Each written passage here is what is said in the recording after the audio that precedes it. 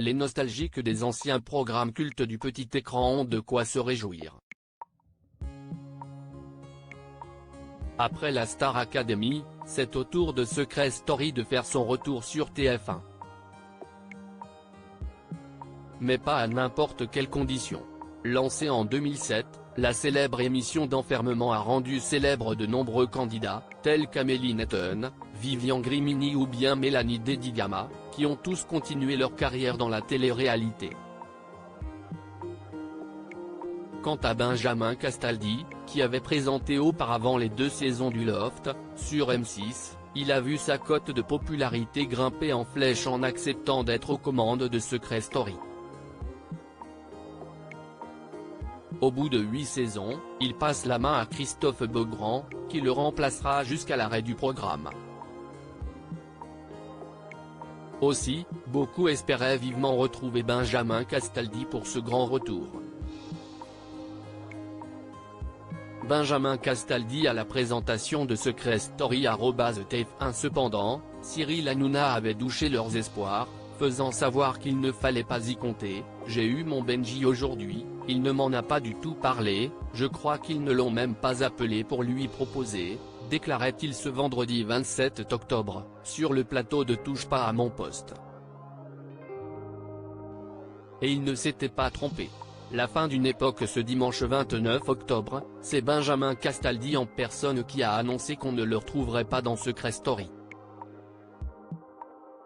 Dans une série de messages publiés sur X, celui a connu de sérieux problèmes financiers a d'abord chaleureusement remercié les fans de l'émission et exprimé sa profonde gratitude pour leur soutien indéfectible tout au long de ces années et de cette aventure. Votre fidélité et enthousiasme ont été une source constante de motivation, a-t-il écrit. Et de confirmer l'information de Cyril Hanouna, malheureusement, je dois vous annoncer que la présentation de l'émission ne me sera pas confiée. Bien que cela puisse être décevant, je préfère tourner la page sans amertume. Si est-il la vie et les opportunités qui se présentent à nous évoluent parfois de manière inattendue. Le père de Simon Castaldi a ensuite précisé que cette décision ne venait pas de lui et a également remercié TF1, notamment Nonce Paolini, de lui avoir donné sa chance.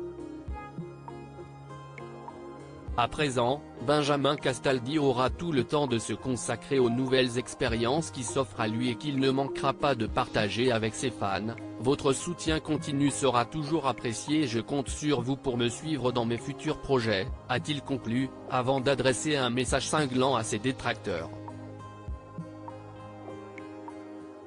Une publication qui a suscité la déception de ses abonnés, qui ne lui en tiennent toutefois pas rigueur. Une nouvelle carrière sur les planches? Après 7 ans de bons et loyaux services, le compagnon d'Aurore allemand a décidé de quitter son poste de chroniqueur de Touche pas à mon poste en juin dernier. Il a d'ailleurs évoqué les raisons de son départ au cours de diverses interviews, expliquant qu'il avait l'impression d'être devenu inutile autour de la table. « Je n'avais pas du tout présent dans l'émission ces derniers mois, on va pas se mentir. C'est-à-dire que je ne disais plus rien.